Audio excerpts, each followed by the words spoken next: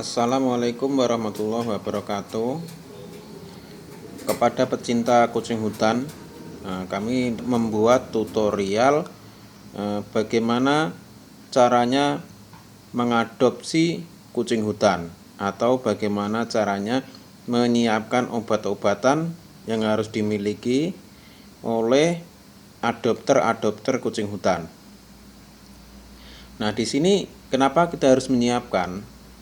Nah, perlu kita ketahui, sebelum kita mengadopsi kucing hutan, alangkah baiknya kita mencari tahu bagaimana pengalaman-pengalaman teman-teman yang sudah berhasil dalam mengadopsi kucing hutan. Bagaimana cara mengatasi apabila kucing hutan terserang penyakit. Nah, kucing hutan di sini sangat rentan sekali terhadap penyakit ya. Makanya kita harus menyiapkan obat-obatan. Kita harus mencari tahu dulu. Nah, di sini saya sendiri juga sudah menyiapkan apa-apa yang harus kami lakukan apabila kucing hutan terkena penyakit. Permasalahan dalam mengadopsi kucing hutan, biasanya rekan-rekan itu dia kucing hutannya mogok makan. Nah, itu sudah sangat sulit sekali. Karena apabila sudah mogok makan, yang terjadi adalah mencret. Setelah mencret, berhari-hari dia nggak mau makan, 3 hari. Setelah 3 hari nggak mau makan, apalagi tidak dikasih makan, langsung dikasih makan sekali, muntah, udah lewat. Makanya kucing hutan sangat rentan sekali. Untuk teman-teman yang mau mengadopsi kucing hutan, saya sarankan harus menyiapkan perbekalan. Yang pertama, obat-obatan. Ini yang paling penting. Obat-obatan yang wajib dimiliki. Di sini kucing hutan dia dari lahir atau dari kecil dia sudah membawa gen cacing di dalam perutnya. Makanya yang paling utama kita harus menyiapkan obat cacing dulu. Nah, ini obat cacingnya. Nah, ini obat cacingnya saya menggunakan Combantrin. Bisa juga dengan obat kucing, Drontal. Combantrin ini saya kasihkan 1 hari sekali, kemudian besok lagi sekali. Setelah itu 1 minggu sekali. Setelah 1 minggu sekali, 1 bulan sekali.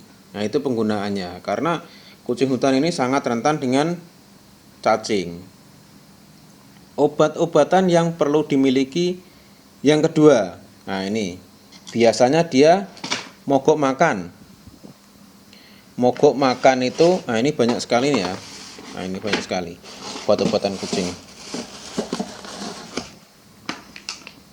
Apabila dia sudah mogok makan 1 hari, dalam jangka waktu 24 jam, misalkan begini, dia pagi ini nggak mau makan, siang nggak mau makan, sore nggak mau makan, malam nggak mau makan. Kemudian besok pagi itu sudah harus dispet. Dispet itu kita menggunakan sepetan yang kecil itu. Nah, saya juga sudah menyiapkan ini sepetan. Nah, sepetan sini. Sepetan yang 1 mili. Ini sepetan yang 1 mili. Saya juga sudah sedia. Nah, ini 1 mili. Ini sepetan 1 mili saya sudah sediakan.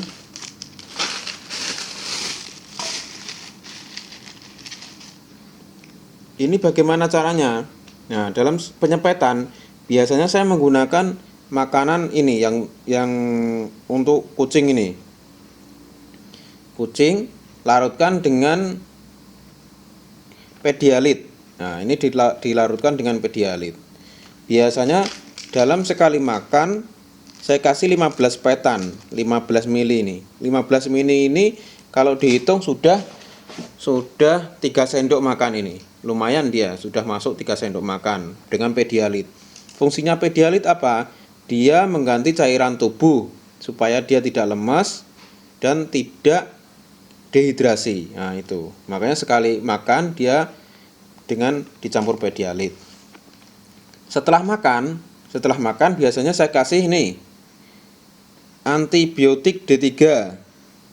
Antibiotik D3 ini kalau sudah nggak mau makan ya, sebagai penurun panas dalam, mengobati peradangan, penghilang nyeri di badan, seperti saraf akibat sakit, nafsu makan menurun, bakteri, virus, sakit pasca vaksinisasi, dan lain-lain. Nah, ini banyak sekali. Biasanya ini saya kasih sedikit saja, 1/4 sendok teh. Kemudian dilarutkan dengan pedialit. Pedialitnya 1 mili, kemudian disepetkan. Ini pagi, berarti sudah 2 ya tadi ya. Harus disiapkan berarti 1 pedialit, 2 sama 3 D3. Berarti sudah 3. Yang keempat yang harus dimiliki yaitu ini, antivirus D2. Antivirus D2 ini fungsinya untuk, nah D2 ini manfaatnya untuk kucing yaitu mempercepat penyembuhan akibat flu, muntah, batuk, virus calici, distempel, penleu, mencret, pencernaan, pernafasan, mulut bermasalah, mulut berliur, pipis tidak lancar, dan pipis darah. Sama penggunaannya ini, berarti kita sehabis makan sore langsung dikasih D3 ini. Ini pagi, ini sore. Ini ada obat mencret, ada obat mencretnya juga. Sama pagi juga sama sore juga disepet menggunakan pedialit sama makanan ini, nggak apa-apa. Atau mungkin dikasih makanan yang kucing yang recovery juga bisa menggunakan makanan kucing recovery. Ini sudah 2. Kemudian ini pagi, ini sore. Siangnya kita menggunakan ini diapet. Ini 1 kapsul nggak apa-apa karena dia isinya ekstrak daun biji, nggak masalah. Ini pagi, siang, sore. Kemudian malamnya biasanya saya menggunakan vitamin. Terserah vitaminnya apa, terserah rekan-rekan ya. Bisa kalau saya biasanya menggunakan Uki Amino. Itu 1 sepetan juga. Nah, itu obat-obatan yang harus dimiliki supaya kita pecinta KH itu sudah siap apabila kucing kita mogok makan. Mogok makan akibat stres, akibat virus. Semuanya kita atasi dengan obat-obatan yang sudah kita sediakan. Pokoknya setiap mogok makan sudah 20. Pokoknya kalau sudah mogok makan 24 jam harus disepet. Sepetnya dia tadi menggunakan cairan pedialit dicampur dengan makanan-makanan kucing seperti ini. Terserah, yang penting bisa disedot, bisa dimasukkan ke dalam perutnya. Makanya pecinta KH, jangan biarkan KH kita mati sia-sia. Kita harus benar-benar merawatnya. Nah, ini obat-obatan yang wajib dimiliki. Yang lain-lain adalah penunjang. Biasanya ini obat diare, obat ini nggak kita gunakan juga, nggak saya gunakan juga.